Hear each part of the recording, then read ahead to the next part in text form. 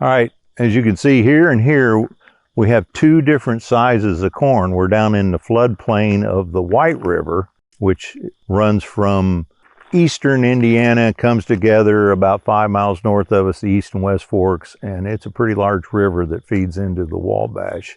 So we're in the unprotected floodplain, so we often plant different stages because the river gets in here, and we'll plant the high ground, then we'll go back and plant as it's drying out, and then we plant the very lowest spot. So right there on the right, you'll see taller corn, and that's where we came in and planted that little strip where it was a mud hole, and we finally got it planted. So let's look into this field, and here's where Ray wasn't so careful bush hogging, but you can see down here, this was all planted into annual ryegrass. See the annual ryegrass bed here, and it's still there, feeding our earthworms.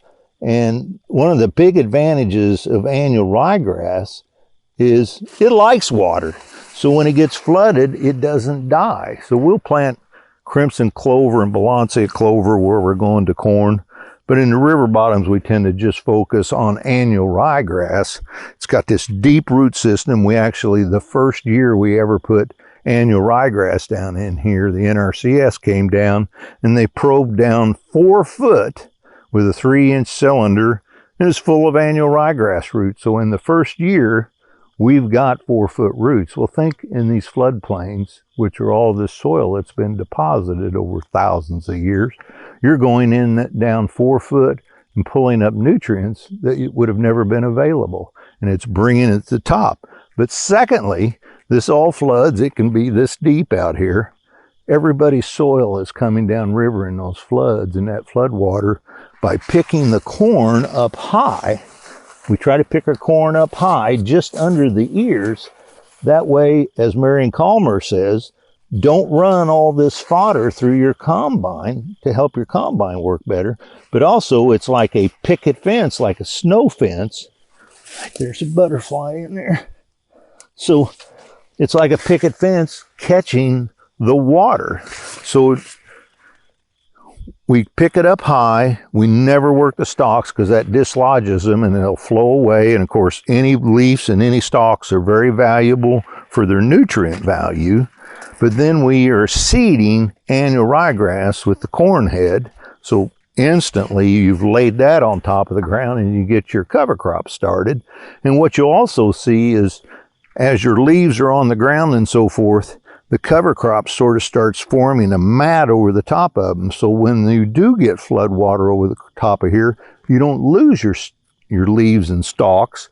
Where around the corner, when the guy chisel plowed his field, it stacked up stalks so big you could hardly drive down the road. So that's another nice thing about picking corn up high and having annual ryegrass. So, and then you're not running that fodder through there, as I said, but also it's making it so when I'm picking and that snapping roller is grabbing that, I try to not have my corn head running any faster than it has to, and that way this part of the plant is still attached.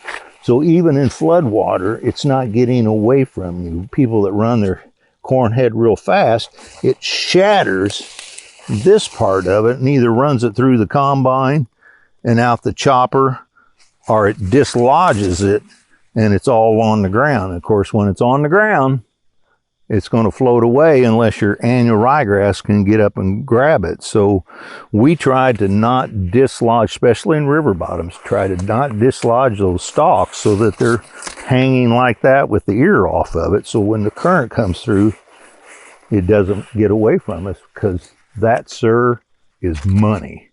That's nitrogen, potash, phosphorus, all the nutrients you want for the new crop is right there. So that's how we no-till in floodplains.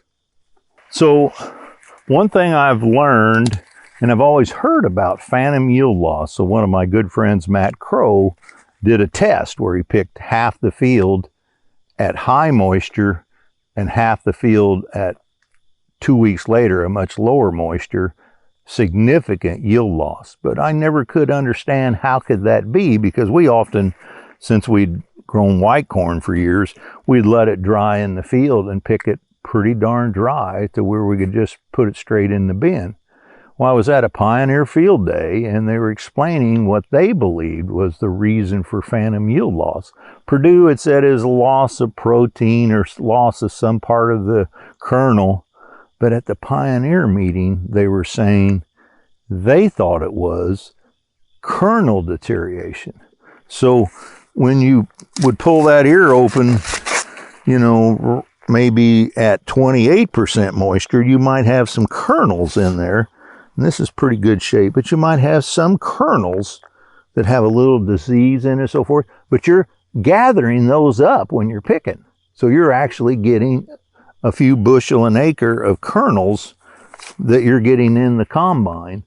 When you let it dry down, that turns to dust. And I'd seen that. That's why I was convinced that's right, because when you're picking pretty dry corn, you can see a lot of dust in front of your head. And they're saying those kernels are turning to when you shell them, they just turn to dust.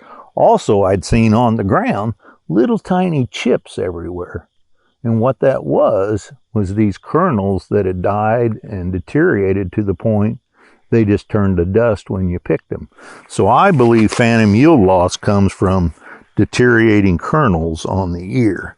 And so we picked a lot of really wet corn last year, and it was a struggle because we have to hold all of our corn on a buyer's call. So we're just today, September 4th, hauling off our last load of last year's corn. So we have to hold it in the bin a long time. So when you're picking very wet corn, you're putting it in the bin, even running it through the dryer, you're getting a lot more cracking up with the combine, a lot more cracking up going through the dryer, trying to reduce that much moisture out of it. But we've never had yields like we had last year. Probably won't this year, but last year we just broke all the records on our farm on field after field after field, and we were picking it wet.